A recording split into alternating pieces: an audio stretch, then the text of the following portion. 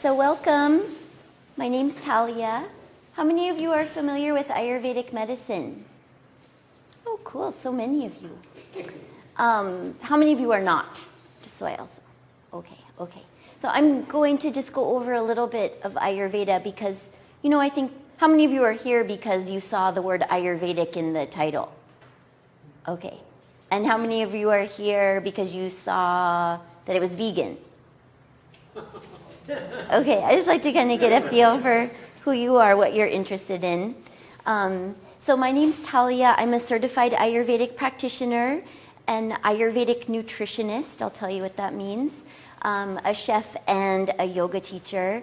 I live in Santa Cruz, California. Woo woo. And I saw you have a really old Isla Vista co-op bag. Yes, I went to school there at UC Santa Barbara. So today what we're going to make are dadus. How many of you already have a handout? Do you need handouts? I got one. Yeah? Okay, well you can maybe just pass them around. There's handouts up here. And there's two recipes. We're actually only making the one that's on the front, which are called dadus. And if you've ever been to India, they have these really traditional sweets that are usually, not always, but often they're rolled into balls or they're like the shape of diamonds. And the ones that are rolled into balls are called ladus. And my aunt and uncle live in Santa Fe, New Mexico, where Ayurveda is fairly popular. And there was an Ayurvedic restaurant that we went to one night, and I ordered a ladu. And we ate it, and it was fine. They're usually made from like garbanzo bean flour or something like that. That's what a really cool mom looks like, everybody. And when we got home that night, I had been making what I'm going to make for you today. I had been making those cookies for my uncle because one of the things I love about this particular dessert is that it's full of really healthy, digestible fat. And my uncle needs healthy, digestible fat, but I didn't want him to know that, So anyway, so we got home and he was like, hey, I want some of those dadus, which he thought he was saying ladu, but he got it so wrong. He said dadu. Yes, so that's why these are called dadus. You have to smile because you look so intense. So it's like either like smile or look away. So I know, yeah. So anyway, in Ayurvedic medicine, the season of fall is the Vata season. And Vata means, basically Vata is one of the three doshas of Ayurvedic medicine. The dosha basically means element, but more specifically, it's translated to mean that which most easily goes out of balance. So you hear people saying like in Ayurveda, right? Oh, I'm Vata. Have you ever heard somebody say that? Yeah. That they're identifying really strongly with one of these doshas or groupings of elements. So what that person means is, I go most easily out of balance in this elemental group. Okay, so Vata is made up of air and ether. Ether is your thumb finger. Index finger is air. When you put them together like this, it looks like a letter V. That's how you can remember Vata. Okay, and the Vata dosha, because it's air and ether, it's equated to wind. Right? When it's really windy outside, is it cold or is it hot? Usually it's cold, right? And when it's really windy outside, is it dry or is it wet? It's usually really dry. And is there a feeling of lightness in the air, or does it feel really heavy when there's wind? Light. So the qualities of Vata are cold, light, and dry. And that is what all of the fall season is ruled by, right? Everybody is affected by more cold, light, dry elements in the autumn than any other season of the year. Like if we were to go into winter, how does winter shift?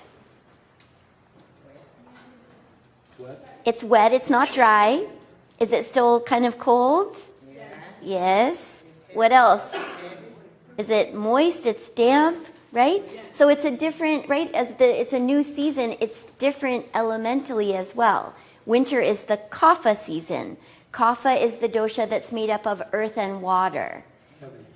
It's heavy, it's wet, it's dense, right? Even like we feel a little heavier in the winter. We want to go to bed earlier. We want to be inside longer. It's natural that we have that response to that season.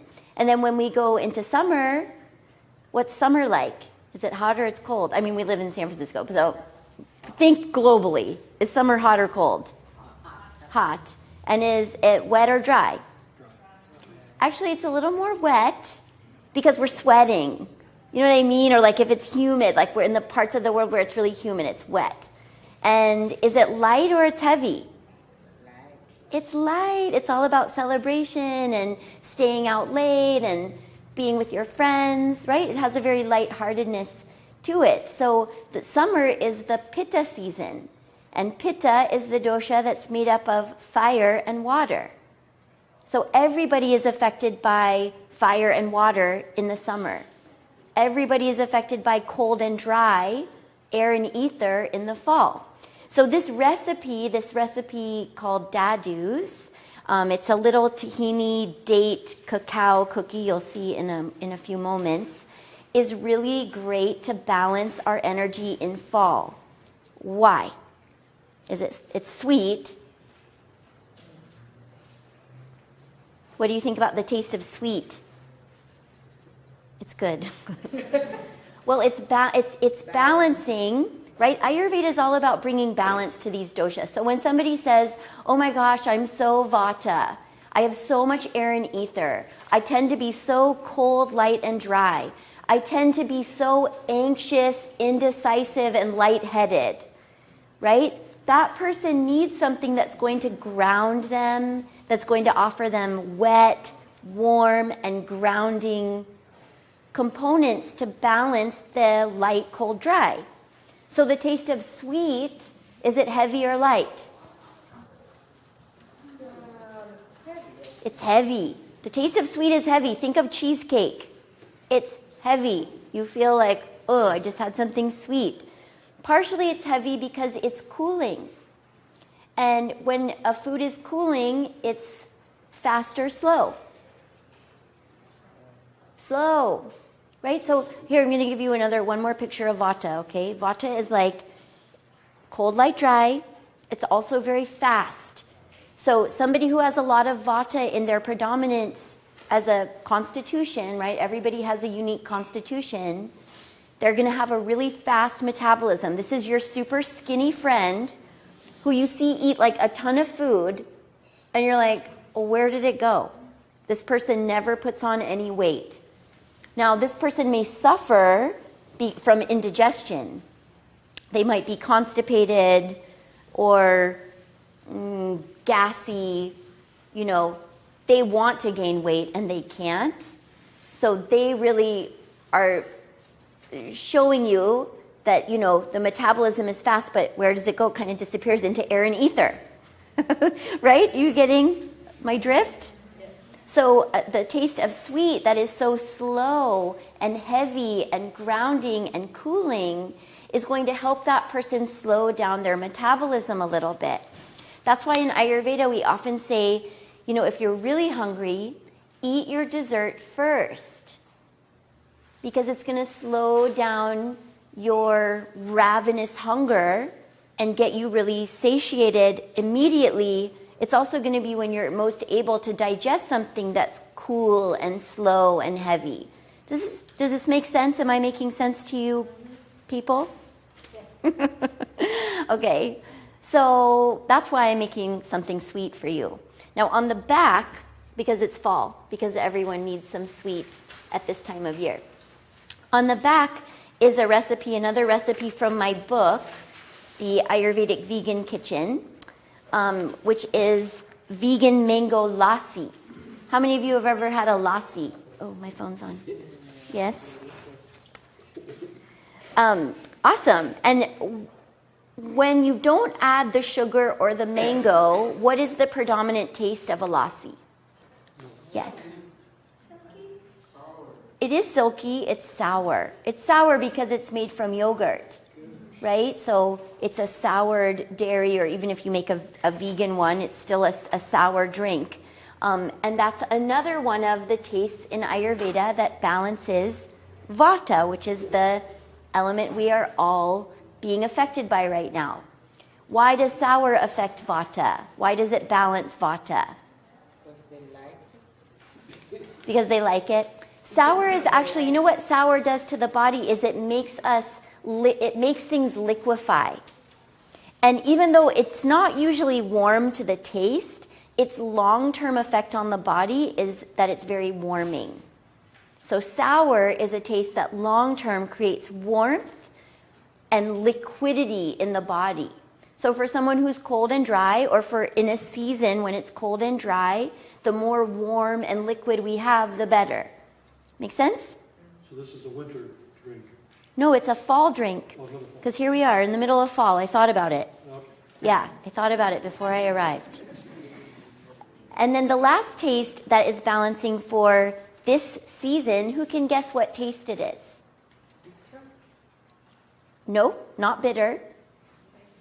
Not spicy, although I will talk about spices. They're sweet, sour, bitter, pungent, astringent, and salty. Salt. Yeah. And why would salt be balancing to a season that's cold and dry? Does water follow salt? Yeah. Yes. And if we're dry, right, we want water to follow us. And really what we want is to make sure that we absorb our water. So as a practitioner, I see a lot of dehydrated people, right? When people come to me and they have an issue so often, and a lot of this is because our culture is very go, go, go, go, go. We're all a lot of people are going faster than what is natural. I know I do. And we feel a lot of pressure to keep going, so we don't necessarily get the nourishment or the rest that we need. And as a result, even if we drink a lot of water, on a spiritual, emotional, psychic level, we can be dehydrated, but we're often dehydrated physically as well. So if somebody's like, but I drink so much water, my question to them will be, yes, but do you also pee all the time? And most of the time people will say yes. If they're dehydrated, they're like, oh yeah, I do.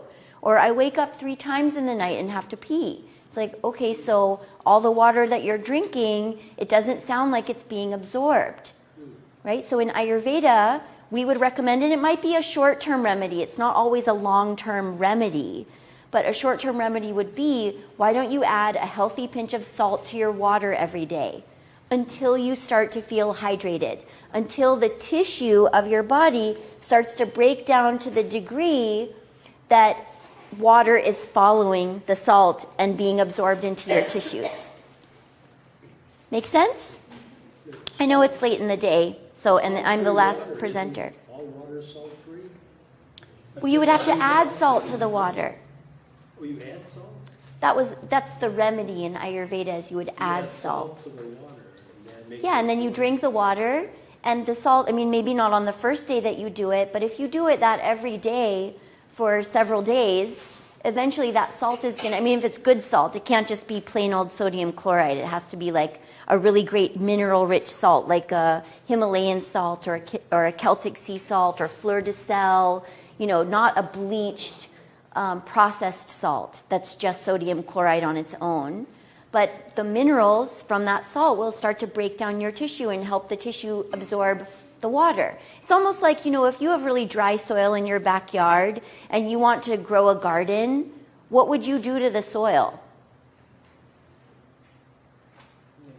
Hello, any gardeners in here? You all city folk?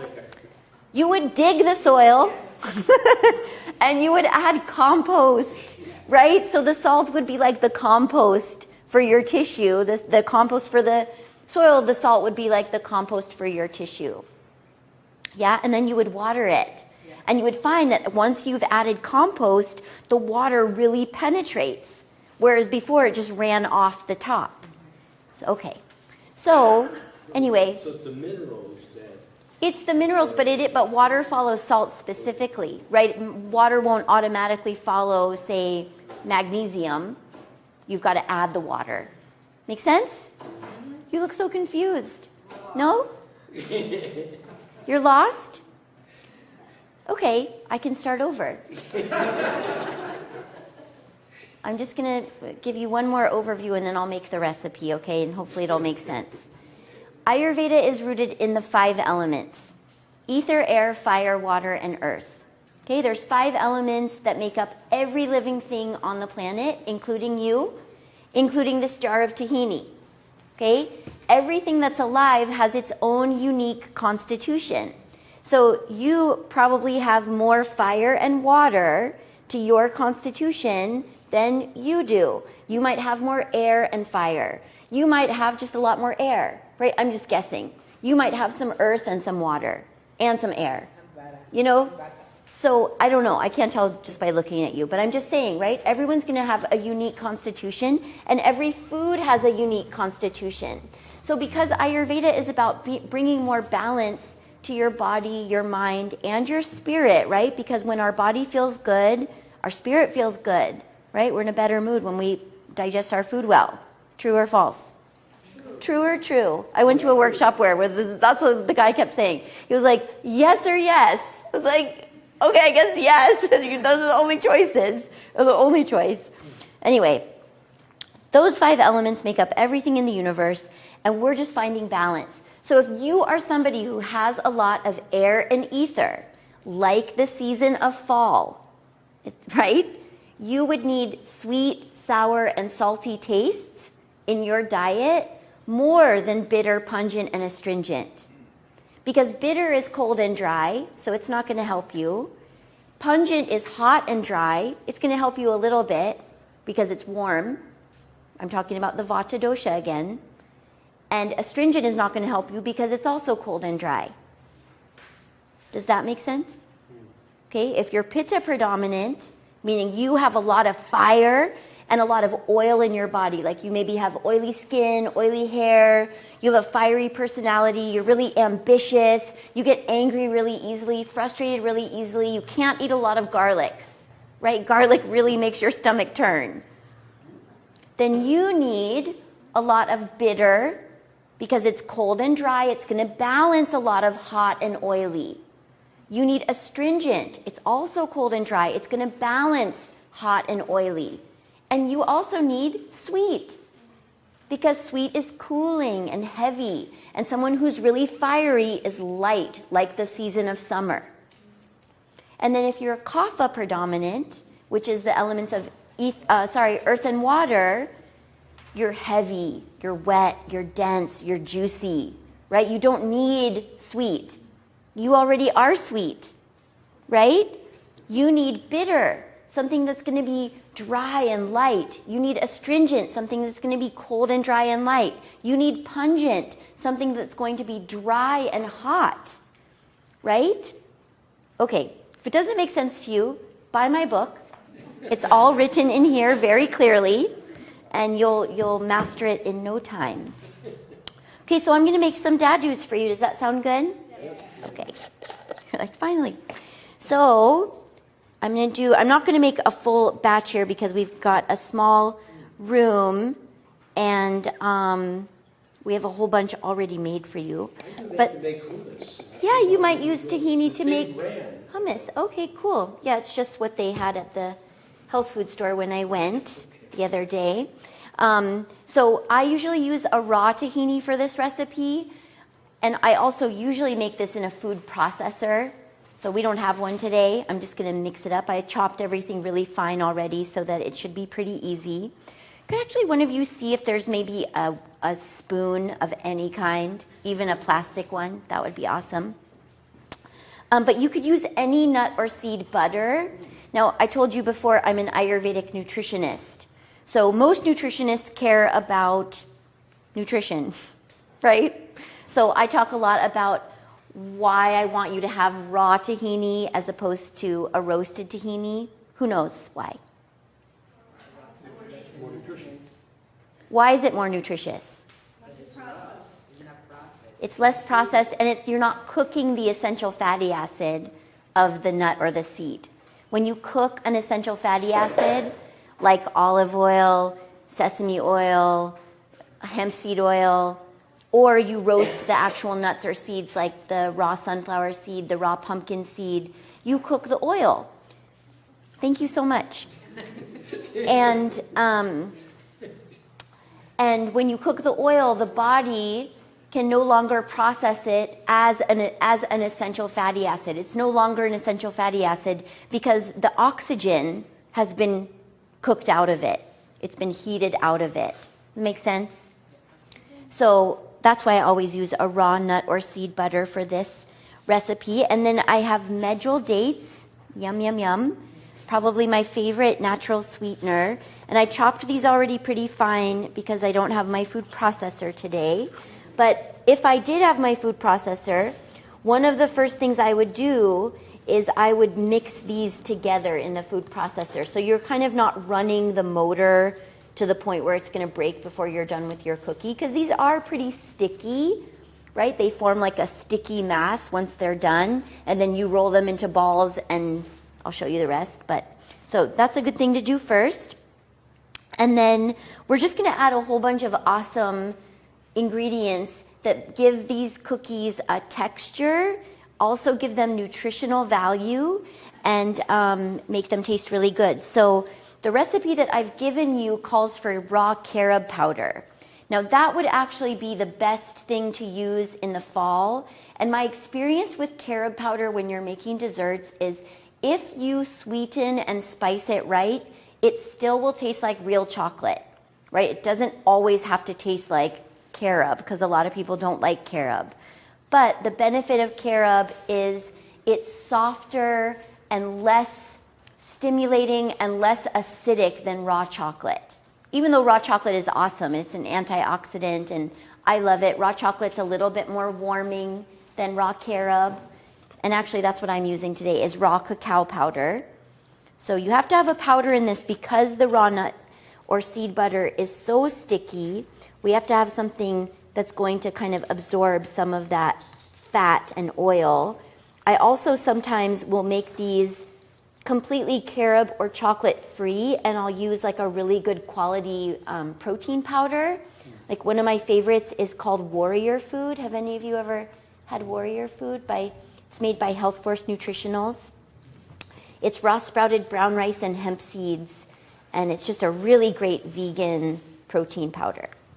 So sometimes I'll do that, and then I flavor it differently. Like I'll add lavender or rose petals, and it'll be kind of this vanilla, like this raw vanilla cookie, but it'll be totally rich in protein.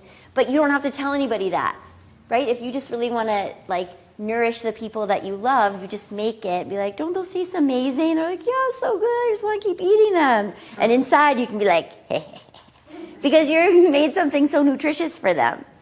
So kids really love this recipe too. Excuse me, what kind of protein powder is that? It's called Warrior Food, and I use the vanilla one for the way I'm describing this recipe. I'm going to add some raw cacao nibs. There's a mirror up there you can see. So that's going to give it some texture, a little bit of crunch, and also some chocolicity. And then I've got some fresh ginger root that I minced, some organic raisins, raw pumpkin seeds, some candied ginger that I minced, or didn't mince it, but I chopped it up, and some dark chocolate chips. These are vegan chocolate chips. Now, I could do all kinds of things in this recipe. If it was, more Christmas time and I wanted it to look like Christmassy, I might put dried cranberries, dried cherries, maybe some chopped up fresh mint leaves, because that would just be, it tastes so good. Or I was in Italy this summer. I lead Ayurvedic retreats in Europe. You should come. They are super awesome. And we basically just eat amazing food and do yoga and get to be where we are. And I couldn't get any dates in Tuscany. So I ended up making these dadus with the dried figs that were available, and they were so freaking good. So you could also do this with dried figs, dried apricots, like really just, you could do whatever. So I'm just gonna put it all in here. In your bio, you said you make cooking fun. How do you make fun chopping all this stuff up? I might have like my boyfriend on speakerphone. That's how I would make it fun. Or invite people over to do it with you. I mean, like I said, this is usually done in a food processor. So this recipe takes about 15 minutes, 20 minutes max. I mean, the time actually that it takes the most of is to roll them into balls, not this part. Because if you have a food processor, you throw in the raisins, you throw in the pumpkin seeds, you throw in the cacao nibs. You don't have to chop them in advance, right? You would just have to roughly chop the candied ginger and the dates, but nothing else. And then I'm going to add a little bit of salt to this because I'm really into salt in desserts as a way to bring the flavors forward. So, you know, sometimes a dessert can kind of taste a little bit flat. So it's really just like a little bit of salt. And sometimes I won't put it in the batter.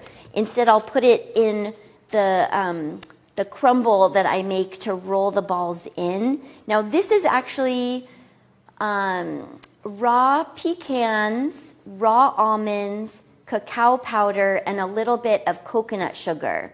So I went outside the box of what your recipe says. The recipe says either 1 cup of vegan granola.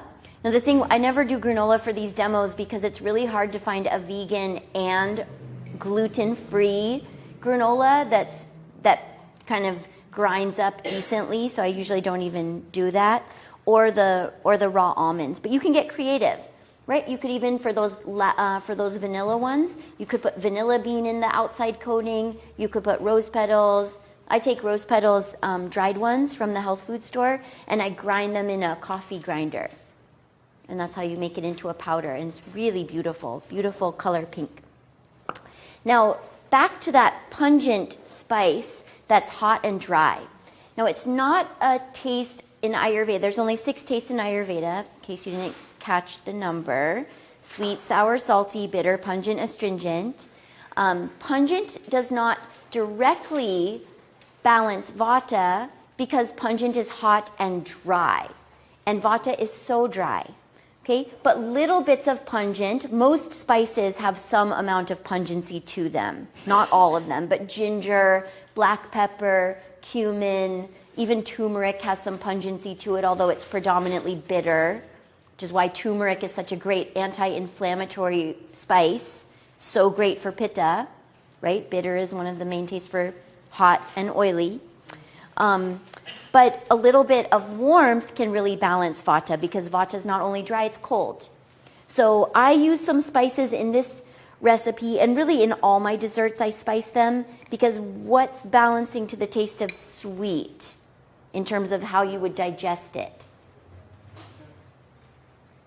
Bitter? No, not bitter. Pungent. Right? Like I said, how kapha, the person who's earth and water, they are already sweet. And the taste of pungent, they're the only one who actually are assigned pungent as what balances them. So when you add pungent herbs to a dessert, to anything that's sweet, you're making it a little bit more digestible kind of for everybody because you're mixing sweet and pungent. Does that make sense? I think it does. Okay, so cinnamon. I'll often put dried ginger in this recipe. I'm going to add some cardamom. Sometimes I'll use clove. Sometimes I'll use nutmeg. Sometimes I'll make like a chai spice mix, and I'll just make that or use that. Or if I'm traveling and I only have access to allspice or pumpkin pie spice, that's basically already like a spice masala, right? Masala just means a mixture of spices. So I'll use one of those. Is cardamom sweet? Cardamom is absolutely sweet, yes, in Ayurveda. And then I'm just going to use a tiny bit of vanilla. Now the reason why these ginger snaps are sitting here is because sometimes, now these are gluten-free and not vegan. See, that's the problem. It's really hard to find gluten-free and vegan at the same time that are good, which is why, dun-da-da, You should own my cookbook, the Ayurvedic Vegan Kitchen, because I have amazing gluten-free and vegan recipes. Most of the recipes in here are gluten-free. There's only a couple that aren't, but then there's a gluten-free alternative at the bottom of the recipe.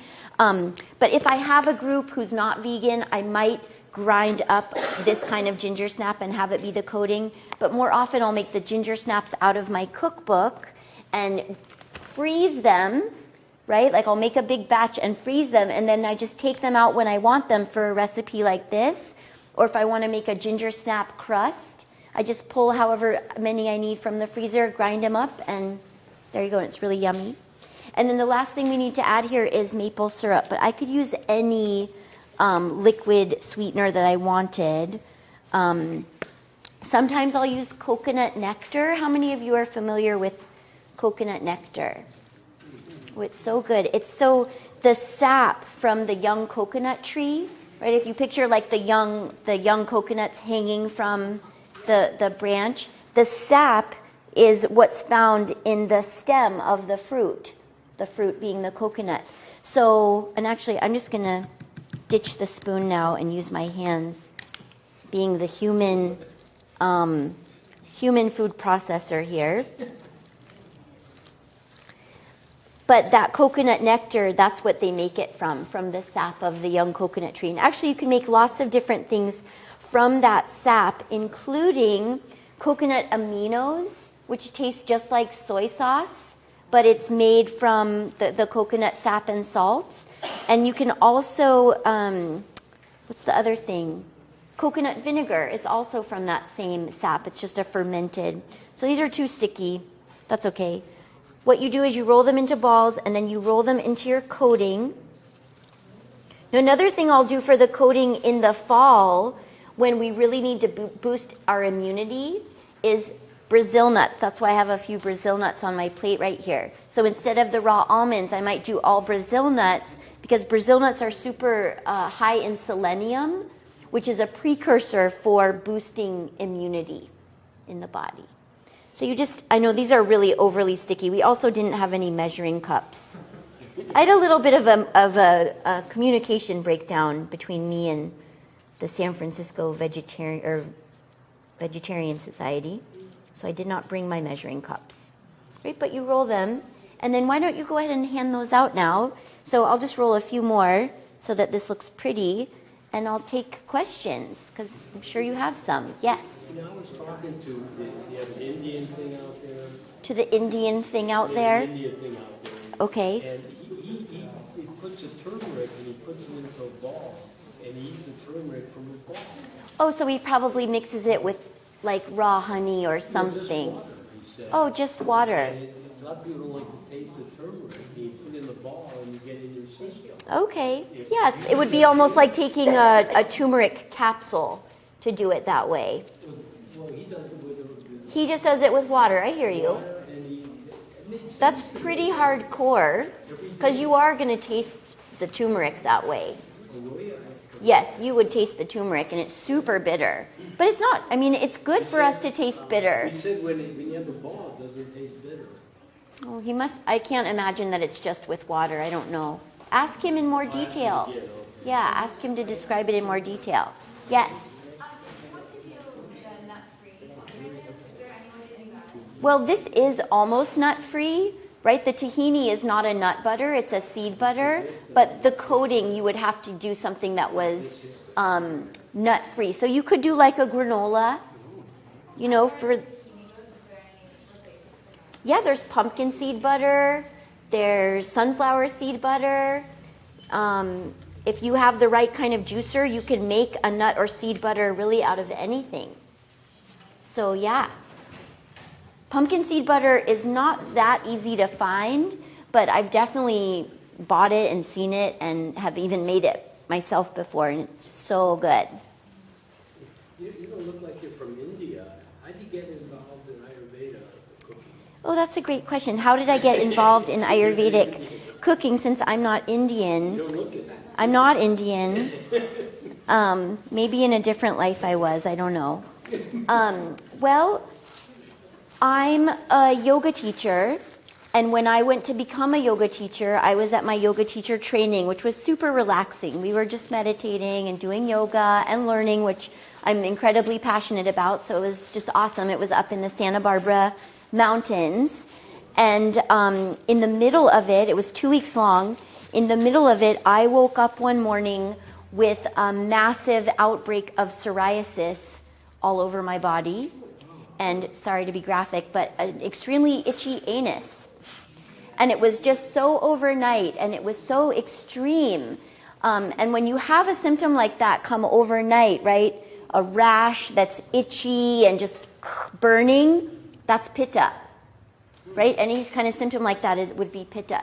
So I woke up one morning, I was like, oh my God, what's going on? And, you know, I kind of think of it like maybe it was the wounded healer's journey. Since I was already at a yoga retreat where we were learning about Ayurveda, I had never heard of Ayurveda. It was introduced to me for the first time that week, and actually it didn't resonate with me because when I looked at myself through my own sort of personal goggles, and I was, you know, have any of you ever done an Ayurvedic test where you've tried to determine your own dosha? There's a million of them online, where you answer certain questions, like as a child, were you skinny, were you, you know, whatever. They ask you all these different questions. Well, that's what we did at my yoga teacher training, and I determined that I was Pitta Kapha. No, I am not Pitta Kapha. So it was incorrect. I look Pitta Kapha? Okay, well, I'm Vata Kapha, which is very different. See, if you're just one dosha off, it's huge. There's only 3. So it's really a big deal if you're just one off. Anyway, I'm kind of digressing. My point is, I was sick, and I decided to heal myself completely holistically. So I went on this journey to find a holistic healthcare practitioner. I saw naturopaths. I saw one guy that was, an osteopath. I saw acupuncturists. And it wasn't until, and this is just my journey, but it wasn't until I met my Ayurvedic practitioner that I really felt seen, like deeply, deeply seen. The medicine made sense to me. The elements made sense to me of how to relate to them. And the primary remedy for me, at least for the first year of when I was healing, was to make my own food. So, you know, that's what I did all day, every day for almost 3 years. I made my own food, and, you know, I didn't even know how to make pancakes when I got to college. So I wasn't naturally inclined to cooking, but Ayurveda really inspired me. And my practitioner, it was actually her idea that I become an Ayurvedic practitioner. I was like, what? No, like I didn't see that. But, you know, I just kept practicing it for myself. My skin healed within 6 months. It was like 85% gone, back to normal. And then this was, what I'm describing to you was 13 years ago. And, you know, psoriasis is an autoimmune disease. And autoimmune diseases run pretty deep in the body. It's not a surface thing to have an autoimmune issue. So even though I cleared 85% of my skin, 15% of it was still very active psoriasis until about a year ago. So it took 12 years of persistent, consistent, practicing the principles. For me, it's Ayurveda that works for me, to really get to that deep of a level. And one of the things that I attribute to the healing, in addition to just practicing Ayurveda on a daily basis, is that I regularly cleansed my body. And in Ayurveda, we do cleanses that are called panchakarma. How many of you have ever heard panchakarma? There's people who do it in Santa Cruz, including myself. And there's a center in Sebastopol, California, called the Dhyana Center, which is the best place to go. That's my teacher's place. Dhyana is spelled Dhyana, like the Sanskrit word that means meditation. Or it's a Sanskrit word that means meditation. But I also, as a result of my own experience, I've developed my own Ayurvedic cleanse programs. So that's something that I offer every season. And actually, at the end of this month, I'm offering my first all online Ayurvedic cleanse program. So it's basically video support that helps you get prepared for a fall cleanse that's rooted in Ayurvedic and yogic principles. And then I support you with an online, not a chat room exactly, it's like an online email group where I send emails every day that support everyone in moving through the cleanse, and we do it in a virtual community. So if that's something that's interesting to you, please put your email address on this piece of paper and I'll email you about it, because it is coming up. We're starting the cleanse on Sunday, October 26th, and it's only 7 days. And when I talk about cleansing, I want to be really clear. You eat food. It's not a fast. It's not, I'm just not going to I'm just not going to eat anything, or I'm only going to eat khichdi for 7 days. We eat lots of different foods. I teach you a lot about Ayurveda and about how to use Ayurvedic medicine as your food on a daily basis. So you get a lot of tools to take with you long term, as well as if you are someone who's Vata predominant, then cleansing in the fall is really helpful to you because you learn so much about how to balance yourself long term. Just like if you cleanse with me in the summer and you're Pitta predominant, you'll get a little bit more out of it than the people who aren't Pitta, meaning you'll just really know how to balance yourself long term. Because it's not for you, it's not just seasonal, it's all year. That's your dosha. Right? Our dosha doesn't change. Our symptoms change. You can have layers, like for me, I'm Vata Kapha. So what's Vata? What are the elements of Vata? Air and ether. Is that cold or hot? Cold. And I'm Vata Kapha. What is Kapha? It's sweet, heavy, but what are the elements? Earth and water. Okay, so when somebody's Vata Kapha, there's not a lot of heat, right? I don't naturally produce a lot of heat on my own. I'm attracted to heat. I want heat. I eat a lot of spices because I need heat. But I didn't know that until I found Ayurvedic medicine, right? I had no idea. But that's one of the things that healed me, right? To know like, oh, I don't have a lot of fire. I need to bring fire actively into my life. I have to do that on purpose. So is this making sense? I had a different point and now I'm forgetting exactly what it was. Anyway, you have a question. I do. So your cleanse is based on our doshas? No. It's not a one. No, it's a seasonal cleanse. So it's a fall cleanse. Here's the thing. Every one of us is affected by Vata when it's fall. So it's a cleanse that anyone can do in the fall. It's going to be balancing for everyone. And because I offer the online support during the 7 days of the cleanse, I give you you get more and more understanding and education about Ayurveda every day. And you start to recognize yourself, right? I'm sure as I've been talking, you've been listening for if you're hot, if you're cold, if you're heavy, if you're light, if you're dry. Yes? Okay, I remembered my point of telling you why I'm Vata Kapha. When I broke out in psoriasis, what did I say about psoriasis? It's autoimmune and it's Pitta, not my dosha, right? So it doesn't mean that one day I woke up and I'm Pitta. That's not what it means. I'm always Vata Kapha, but somehow I developed Pitta symptoms. So it's really important to know that. Because if you just treat the symptom and not the constitution of the person who's displaying the symptom, it's just like, it would have just been like pouring ice water onto me, and that would have made things worse. Which is why thinking I was Pitta Kapha for 4 months made things a lot worse. So I got a lot worse before I got better. And you got rid of your psoriasis, which is hard to get rid of.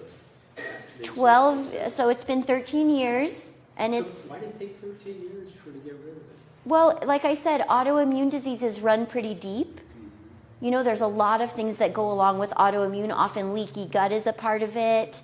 You know, your body is also in a, how do you say it? Like the neural pathways have been obstructed, and the the body forms a new habit pattern. Like for me, it's like false fire looking for a way out. And so it just kept finding skin, skin, skin.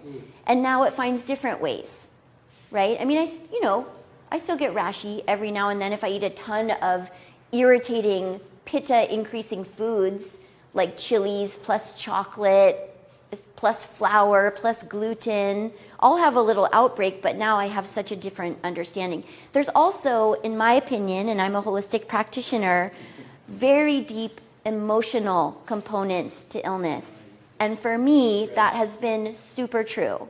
So that's also why it's taken 12 years. It's not easy to open Pandora's box. You can't do it until you're ready. And even when you're ready, you would hope that, whoever's in charge lets it out a little bit at a time, right? You don't need to face everything all at once, right? All right. Thank you for being here. The food and the stress helped your autoimmune disease. Is a combination of the two, like you just said. Yes, the food, the emotional healing, the self-love, doing Ayurvedic body care, doing regular cleanses at different seasons. It's very important to cleanse the body at least twice a year, but really seasonally. We build up a lot of gunk. And that's the thing, why I do these cleanse programs is I'm teaching people how delicious it can be to take care of your body. That's really my main objective. I'm not just all about, you must do bitter, pungent, astringent.